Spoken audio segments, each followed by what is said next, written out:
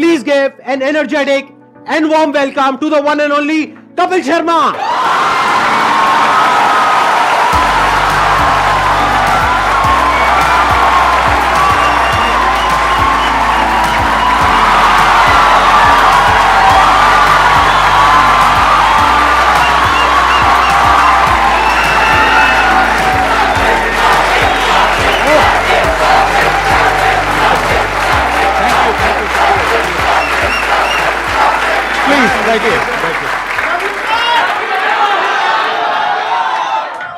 Thank you इतने प्यार के लिए, मोहब्बत के लिए। क्या एनर्जी आप सबकी, वाह।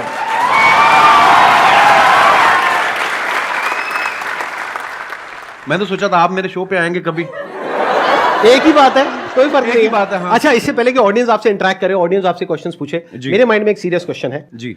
आज से 10 साल पहले आपने अपने करियर की शुरुआत करी थी। मैंने देखा 2013 में कॉमेडी नाइट्स विद कपिल के नाम से आपका शो आया था। आज पूरे 10 साल हो गए हैं। जी सर। तो तब क्या आपने सोचा था कि एक दिन आपको संदीप महेश्वरी शो में आने का मौका मिलेगा?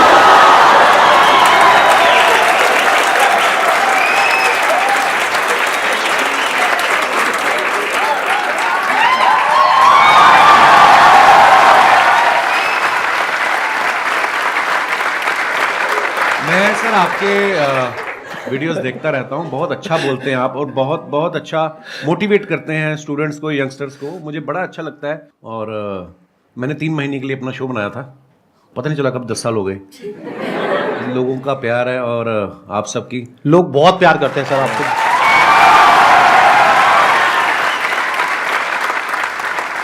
चलिए Q&A सेशन शुरू करते हैं। सर आपसे एक्चुअली एक रिक्वेस्ट है कि आप मोटिवेशनल मंच पे आए हैं तो कॉमेडी के वे में थोड़ा मोटिवेट कर सकते हैं। ये संदीप जी से बेहतर कौन करता है? मैंने इतने सारे वीडियोस देखे हैं कि आपको इतनी मोटिवेशनल बातें करते हैं आपके साथ और बीच बीच में आपको हंसाते रहते हैं, तो इसीलिए शायद इनका शो इतना पॉपुलर भी है। Hello Kapil sir. सर मैं आपका बहुत बड़ा फैन हूँ। Thank you brother. मैं आपके साथ 2 लाइन गाना चाहता हूँ। मैं सीरियसली बोलूँ, आपको देख के मुझे कोई गाना नहीं याद आ रहा। सर मेरे को आ रहा है सर, आपको देख के गाना याद। प्लीज आप शुरू करिए। गुलाबी हाय आंखें हाय। जो तेरी देखी, शराबी ये दिल हो गया, संभालो मुझको ओ मेरे यारो, संभलना मुश्किल हो गया। गुलाबी आंखें जो तेरी देखी, शराबी ये दिल हो गया। वाह, बड़े एनर्जी यार, क्या बात है। बहुत बढ़िया। सर मैं बहुत ज़्यादा बोलती हूँ, बहुत ज़्यादा, हद से ज़्यादा बोलती हूँ। भगवान उसका भला करे जिससे आपकी शादी होगी।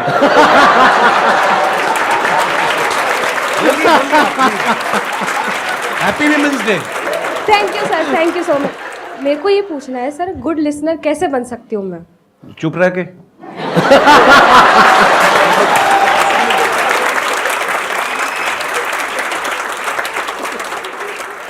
मेरा एक क्वेश्चन था कि आजकल जैसे इंस्टाग्राम पे भी बहुत सारे इन्फ्लुएंसर्स बढ़ रहे हैं, तो कुछ ही टाइम में उनका कंटेंट की कमी हो जाती है। तो आप इतने साल से रेगुलरली कर रहे हैं, तो आप कैसे अपने आप को रेलेवेंट रख रहे हैं और हम सबके लिए मतलब अभी भी इतना एंटरटेन कर रहे हैं, और कैसे कर पा रहे हैं?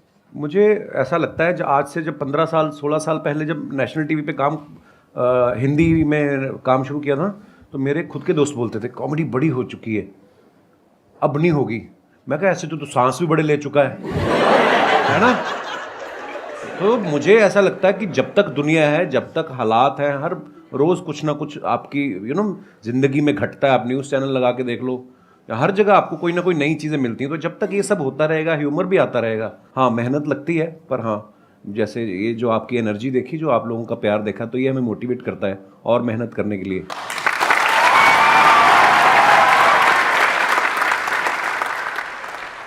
मैं आप दोनों से जानना चाहता हूँ, क्या आपने जो सोचा था, जो मैं इस प्लेटफॉर्म पे यहाँ तक पहुँच जाऊँगा तो मैं ये कर सकता हूँ, ये कर सकता हूँ, ऐसा होगा वैसा होगा, क्या आज वैसा हो रहा है? मुझे लगता है बिल्कुल वैसा हुआ है और शायद उससे कहीं ज़्यादा हुआ है।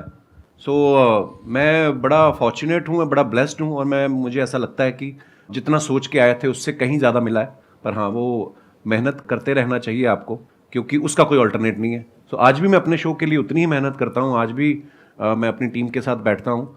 मुझे तो ऐसा लग रहा है कि जो मैंने सोचा था शायद उससे ज़्यादा ही हो रहा है। देखो बेसिकली क्या होता है कि जब हम किसी भी काम को शुरू करते हैं ना, तब हमने ऐसा नहीं सोचा होता कि इतने टाइम बाद ऐसा होने वाला है। अब अगर इन्हीं का एग्जांपल देखा जाए, जब आपने शुरू किया था तब आई एम 100% श्योर आपने ऐसा सोचा भी नहीं होगा कि एक दिन मेरा शो होगा, ये होगा, वो होगा। Never. ऐसा कुछ कभी नहीं सोचा था नहीं, आपने? मुझे था कि इसमें देख तो एपिसोड में भी आ गया ना मैं, हाँ, हाँ। तो अपने लाइव शोज लगने शुरू हो जाएंगे हाँ। और बस मजा करेंगे। फिर उसके उस सीरीज के विनर हो गए। हाँ। फिर उसके बाद दूसरे शोज ऑफर होने लग गए और उसके बाद फिर लगा कि यार एक ऐसा शो बनाते हैं जिसमें सारे एलिमेंट्स हों ये, और वाकई इंसान कभी नहीं सोचता। और फिर उसके बाद में इनका शो हो गया और इतना शो भी अच्छा खासा चलने लगा, करने लगा। उसके बाद में मूवीज में आ गए। अब अभी इनकी एक और एक मूवी आने वाली है। प्रोड्यूसर बन गए, फ्लॉप हुए, खतरनाक बड़ी सारी चीजें होती हैं। और अभी भी आपकी एक मूवी आने वाली है नेक्स्ट। अभी भी देखो, अभी जो मूवी आ रही है सीरियस मूवी है, मतलब सीरियस इन द सेंस कि मैं ऑलरेडी जो टीवी पे कर रहा हूँ उससे बिल्कुल अलग है, तो लोग उसमें भी बड़ा हैरान पाओ अच्छा लगा आ रहा है। हालांकि जो मेरे जानने वाले हैं, जो मेरे दोस्त हैं, जो करीबी हैं, उनको कोई वो नहीं हुआ शौक, क्योंकि उनको पता था कि I am very good actor. तो बिल्कुल संदीप जी ने सही कहा, बहुत सारी चीजें होती जो हम लोग हमारे बियॉन्ड में हमने एक्चुअली नहीं सोची होती। इसको आप इस तरीके से देखो कि जैसे जैसे हम लाइफ में आगे बढ़ते हैं ना, तो हमारी जो विजन है वो बड़ी होती है। बिल्कुल। जब अभी अगर आप अपनी बात करो तो आपकी विजन इतनी सी है, तो आपको लग रहा है कि मैं बस इतना ही कर सकता हूं। जब वहां पहुंच जाओगे तो विजन और बढ़ जाएगी। फिर एक ऐसा पॉइंट आ जाता है जब विजन आपकी 360 डिग्री हो जाती है, तब आपके अंदर से आने लग जाता है कि यार मैं कुछ भी कर सकता हूं।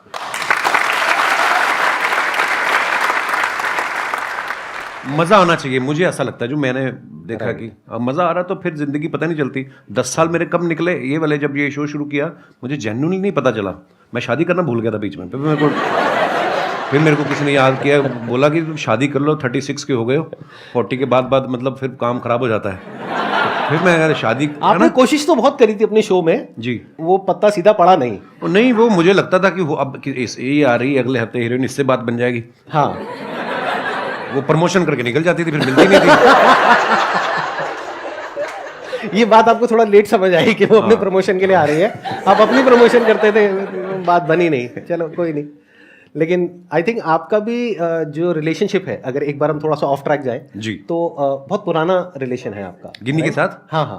ऑफ कोर्स, मैं कॉलेज में पढ़ता था, जब मैं पोस्ट ग्रेजुएशन के लिए एडमिशन लिया अमृतसर से जलंधर, तो हमारे यूथ फेस्टिवल जैसे होते हैं, है ना, यूनिवर्सिटी के इंटर कॉलेज कॉम्पिटिशन। तो मैं अपने कॉलेज में पढ़ रहा था और गर्ल्स कॉलेज का अलग से कंपटीशन होता था, बॉयज़ का अलग से होता था। उसके बाद जो विनर होते थे दो, फिर वो बॉयज़ और गर्ल्स का कंबाइंड फाइनल में होता था। उस तरफ से गिन्नी फर्स्ट आ गई, बॉयज़ वाले में मैं आ गया। फिर फाइनल में जब आमने सामने हुए, वही एक दिन था जिसमें मैं जीता। उसके बाद गिन्नी जीतती आ रही है। और कंपटीशन क्या था सर? थिएटर कैटेगरी, मतलब बहुत सारी कैटेगरीज होती है, फाइन आर्ट्स होता है, म्यूजिक होता है, आप किसमें थे? आप कौन सी कैटेगरी मैं में थिएटर में था। थिएटर और में थिएटर में होता है one act play, skit, histrionics, mime, fancy dress. अच्छा, तो शुरू से ही आपको शौक रहा है थिएटर का, म्यूजिक का, इन सब चीजों का। जी। और वो जो आपकी वाइफ है वो किस कैटेगरी में थी? वो थिएटर में ही थी, और वो फोक डांस में भी थी। हाँ, गिद्दा बड़ा अच्छा डालती थी, अब तो मुझे नहीं चाहती है, पर जैसे आप कॉलेज डेज में थे तो आपकी हर एक ग्रुप में ऐसा होता है एक बंदा कि वो जो होता है सबकी लेने वाला होता है। तो सर, आपने जो ये कॉमेडी का जो करियर है, वो आपका मतलब ये बेइज्जती करने का शौक था, या फिर आपने मतलब पूछ रहे हैं आप किस तरफ थे? जैसे एक ग्रुप में एक बंदा ऐसा होता है, तो आप वो बंदे थे या फिर आपके साथ ऐसा कुछ हुआ था? मतलब यही आप पूछना चाह रहे हैं? जी सर, यस सर। हाँ, मतलब बेइज्जती करने वाली ये लाइन कहाँ से आ गई भाई? सर, हमने कई बार नोटिस करा सर, जैसे अर्चना मैम हो गई और दिनेश, वो एक रिलेशनशिप होता है ब्रदर। जी वो सर। उसको बेइज्जती नहीं कह सकते यार आप। मेरी इतनी औकात नहीं है कि अर्चना जी इतनी सीनियर एक्टर हैं, और अगर ऐसा होता तो वो उस शो पे बैठती। नहीं सर, ऐसे अब अक्षय पाजी आते हैं मेरे शो पे, हम लोग बड़ा हेल्दी एक कॉन्वर्सेशन होता है, वो मेरे पे पंच मारते रहते हैं, मैं उसमें, तो वो एक आर्ट है। एक स्किल डेवलप हो जाती है ना कि हम आपस में ऐसे करते हैं। हाँ, नहीं बेइज्जती वो नहीं होती, वो होती है मैं जो आपकी अभी करूंगा।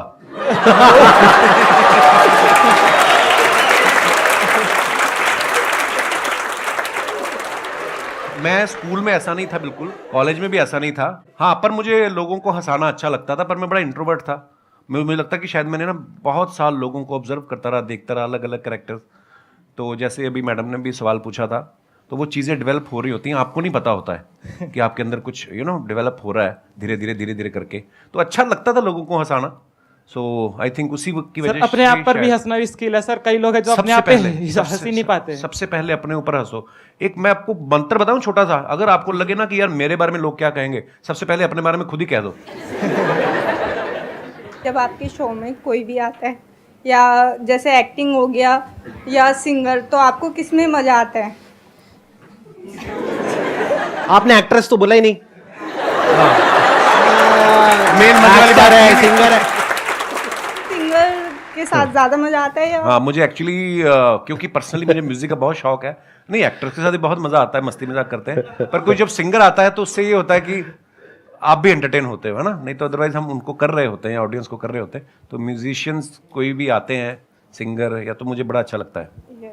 Thank you. क्वेश्चन मेरा ये है, जैसे कि सर वैसे मैं डिजिटल मार्केटिंग करता हूँ और क्या कहते हैं मिमिक्री वगैरह भी कर लेता हूँ मैं। अच्छा जी। बट मैं क्या है, मैं कहीं चैनल वगैरह पे किसी चीज़ पे मैंने कोई चैनल वगैरह नहीं बनाया। वैसे क्लाइंट के लिए हम लोग ये काम करते हैं, तो उनकी जो सोशल मीडिया अकाउंट है मैं अच्छे खासे रीच उन पे ला सकता हूँ, बट मेरे को टाइम नहीं मिल पाता। ऐसा भी नहीं है, बहुत कुछ करता हूँ, मतलब समझ में नहीं आता कि टाइम क्यों नहीं मिलता अपने लिए, अगर निकालना चाहूँ तो। आप जवाब देंगे, मैं जवाब दूं? हाथ तो नहीं उठाना चाहते ना आप? मेरा आपसे सवाल है अब। ये सवाल आपने हमसे क्यों पूछा? क्योंकि आपका टाइम है। देखो, मैंने जैसे कहा कि आपको जिस चीज में मजा आता है, अगर आपको लग रहा है कि आपको जो आप जो कर रहे हैं उसमें आपको मजा आ रहा है, तो फिर आप वो अपने लिए कर रहे हैं, आप ही का टाइम है। और अगर आपको उसमें मजा नहीं आ रहा तो फिर मजा ढूंढने का। नहीं सर, मजा तो आता है, मतलब वही है कि टाइम नहीं मिल पाता, पता नहीं कैसे नहीं मिल पाता। भाई टाइम मिलता नहीं है, निकालना पड़ता है। My question is for both of you कि क्योंकि आप लोग अपनी फील्ड में ना you are the number one, which whatever you are doing right now you are at the top. तो जब आप लोग उस स्टेज पे थे जहाँ पे आपको आपको पता था आपका काम अच्छा है, पॉपुलैरिटी मिल रही है and people around you started recognising you, तो उस स्टेज पे तो सब ऐसा होता है ना कि अरे यार तुम तो बहुत अच्छा करो, यू नो कि भाई अच्छा क्या है बुरा क्या है, but those people around will be a yes person कि आप जो बोलोगे दिल बी यस सर। सो उस सिचुएशन में when you are at place where you can have everything, so how do you maintain that calm and composure? And वो ऐसा होता है ना कि यू आर you know कि you know what I need to do rather than getting affected by other people's opinion। तो वो अपने आप को कैसे आप मैनेज करते हो उस सिचुएशन में, या अपने आप को कैसे रियलाइज कराते हो कि ये सब जो चीज़ें हैं ना, फेम है जो भी है, ये तो आएगा चले जाएगा, but me as a person my value is determined by my work, so how do you continue to do that? Wow. आपका सवाल भी जो है मैं समझ पाया हूँ, वो एक ही लाइन में चाहे आप पूछ सकती थी, आपने 36 लाइनें बोली हैं, पर वो भी मजा आया आपकी बात सुन के। पता क्या होता है, लोग बड़ा चढ़ाने वाले भी बहुत होते हैं। जब आप थोड़ा थोड़ा कुछ कहीं राइज करना शुरू करते हैं, बड़े लोग होते हैं, पाजी आपका तो जवाब ही नहीं है। कॉम्प्लीमेंट ले लो, लेने का मजे करो, मिल रहा है ना, कुछ कुछ ले तो नहीं रहा आपसे, उसको सीरियसली लेना। और सबसे इंपॉर्टेंट चीज, जब आप क्रिटिसाइज होते हो, जब आपको कोई अब कैरेक्टर्स देख लो आप, आज अगर कोई सेंचुरी मारता है, उसके घर के बाहर जाके ढोल बजा रहे हैं, अगले मैच पे वो 0 पे आउट हो जाए तो कीचड़ भी फेंकाते हैं। अपने लोग बड़े इमोशनल हैं, प्यार करेंगे, दिल से करेंगे, गाली भी देते दिल से करेंगे। सो ना तो खुशी में ज़्यादा, एक्साइटमेंट में ज़्यादा उछलने का, और ना ही अगर आपको कुछ बुरा दिन निकल रहा है, हर दिन एक जैसा नहीं होता ना, तो उस दिन ज़्यादा टेंशन भी नहीं होने का। और ये चीज़ें ना शायद उम्र के साथ आती हैं। मैं पहले ऐसा ही था, मेरे को कोई ट्विटर पे एक गाली देता था, मैं 10 देता था उसको ना। तो वो धीरे धीरे समझ आ जाती है। आई थिंक उसका उम्र का भी उसमें वो बड़ा होता है। आप जैसे जैसे लाइफ में ग्रो करते हैं, परिवार वाले हो जाते हैं, बच्चों वाले हो जाते हैं, ये चीज़ें जो उम्र के साथ आती हैं वो उसी के साथ आती हैं। सो हाँ, कोई भी चीज़ परमानेंट नहीं है, ना आपका फेम, ना आपका ना आपकी तारीफ जो है वो परमानेंट है, ना ही आपका क्रिटिसिज्म जो है परमानेंट है। सो बस रिलैक्स रहने का। और ये चीजें ना कई बार टाइम के साथ साथ ही समझ आती Actually. है। मतलब अगर आप ये एक्सपेक्ट करोगे कि मेरे को या इनको एक पर्टिकुलर एज पे ये सब कुछ समझ आ जाता 10 साल 15 साल पहले, तो ऐसा नहीं होता है। ऐसा नहीं होता। जब हम वो चीज कर लेते हैं और वो गलतियां करते हैं उस तरह की, राइट, कि जब वो दिमाग पे चढ़ता है। अगर कोई आपको कहता है ना कि हाँ सक्सेस फेम दिमाग पे नहीं चढ़ता है, झूठ बोल रहा है वो इंसान। सबके चढ़ता है, सक्सेस भी दिमाग पे चढ़ता है और फेलियर भी दिमाग पे चढ़ता है। हाँ, तो जब ये दोनों चीजें दिमाग पे चढ़ती है और हावी होती है, तब हमें अंदर से समझ आता है कि अच्छा इसकी वजह से क्या गड़बड़ हो रही है। फिर इंसान धीरे धीरे उसको हल्के फुल्के तरीके से लेने लग जाता है। हाँ, एक टाइम के बाद कोई चीजें आपको इफेक्ट नहीं करती, आप मर जाते हो।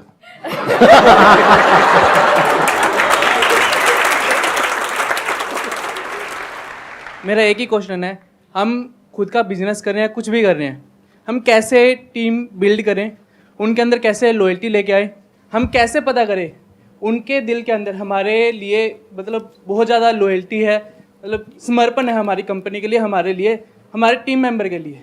इट्स अ गुड क्वेश्चन, और ये हम सिर्फ टीम पे नहीं लगा सकते इस फंडे को, हम दोस्ती पे भी लगा सकते हैं, बिल्कुल। फ्रेंडशिप पे भी लगा सकते हैं, रिलेशनशिप बोल सकते हैं, any kind of a relationship, that could be a professional relationship और अ पर्सनल रिलेशनशिप। तो कोई भी रिलेशनशिप हो किसी भी तरीके की, उसको स्ट्रांग कैसे किया जाता है? देखो, आप सामने वाले के मन में क्या चल रहा है ये तो आप कभी भी नहीं जान पाओगे। अगर आपको ऐसी कोई शक्ति मिल जाए तो तुम बिजनेस छोड़ के तुम तो लड़कियों के पीछे लग जाओगे कि मुझे तो पता है इसके दिमाग में क्या चल रहा है। सो देखो, ये शक्तियाँ तो मुझे नहीं पता कहाँ से आती हैं, हाँ, लेकिन आपको कहीं ना कहीं अंदर से पता चल जाता है कि कौन मेरे लिए अच्छा सोच रहा है। अच्छा, ऐसा भी नहीं है कि जो आज आपके लिए अच्छा है वो आज से 5 साल बाद हो सकता है उसके मायने बदल जाएं, उसकी आपसे एक्सपेक्टेशन अलग हो जाएं। जो मेरे भी बहुत ऐसे मेरे दोस्त हैं, आज भी मेरे वही दोस्त हैं स्कूल कॉलेज के, पर कई दोस्त ऐसा भी होता है कि वो आपसे कुछ और उम्मीद करने लग जाते हैं। यू नो, समय बहुत बड़ी चीज़ है, समय के हिसाब से आपके विचार भी बदलते हैं, सब कुछ होता है। पर हाँ, अगर आपको ये जानना है कि ये मेरे लिए कितना लॉयल है तो ये सोचना छोड़ दो, आप अपना 100% उसको दे दो। जब वो देखेगा कि आप उसको कितनी मोहब्बत से इसको ट्रीट कर रहे हो तो वो सेम शायद बदले में आपको ऐसा मिलेगा। तो इसको हम पढ़ते भी आए हैं कि आपके ही कर्म आपके आगे आते हैं। मुझे ऐसा लगता है आप जब अपना 100% देते हो किसी को विदाउट एनी एक्सपेक्टेशन, आपके अंडर जो काम करते हैं जो भी, उनको अगर आप बहुत मोहब्बत देंगे तो शायद वो भी आपके लिए लॉयल ही होंगे। मेरा अपना टेक ये है कि अच्छे टाइम में कभी भी एक रिलेशनशिप की पहचान नहीं होती है। एक्चुअली अच्छे टाइम में तो सब अच्छे हैं, दोस्त भी अच्छे हैं, रिश्तेदार भी अच्छे हैं, टीम वाले भी अच्छे हैं, सब कुछ अच्छे हैं। जब बुरा टाइम आता है तब क्या आप उसके साथ में खड़े हो या नहीं खड़े हो, और पूरे दिल से, उससे रिलेशन पक्का हो जाता है।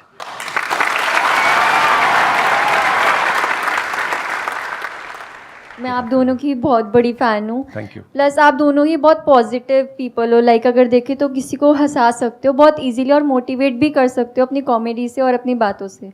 सब अग्री करेंगे कि हम कोई भी काम स्टार्ट करते हैं तो हम बहुत इम्पेशेंट हो जाते हैं उस चीज़ को लेके। तो आप इम्पेशेंट आप दोनों भी होते होंगे, तो आप कैसे डील करते हैं उस चीज़ से, दोनों? लाइफ में जो सबसे बड़ी क्वालिटी हम सबके अंदर होनी चाहिए, जो आई एम 100% श्योर इनके अंदर भी है, और वो लोग जो आगे बढ़े हैं लाइफ में सबके अंदर है। लाइफ में अंदर चाहे जैसी भी हालत है, मन है चाहे नहीं है, जो करना है वो करना है, as simple as that. The show must go on. ये क्वालिटी हमारे अंदर सबके अंदर होनी चाहिए अगर हम लाइफ में आगे बढ़ना चाहते हैं, तो जो आज की जनरेशन में बहुत कम लोगों के अंदर होती है। हम क्या सोचते हैं, काम को शुरू करते हैं, रिजल्ट नहीं आया, छोड़ो बेकार है, फिर किया नहीं आया, बेकार है। बेकार है क्या होता है, करना है तो करना है ना। आगे सर आपकी बारी। सेम। मुझे पता था ऐसे कुछ आने वाला है यहाँ से। Thank you so much sir यहाँ पर आने के लिए। Thank you. मुझे बहुत मजा आया आपसे मिल करके। थैंक यू, बहुत बढ़िया, बहुत बढ़िया।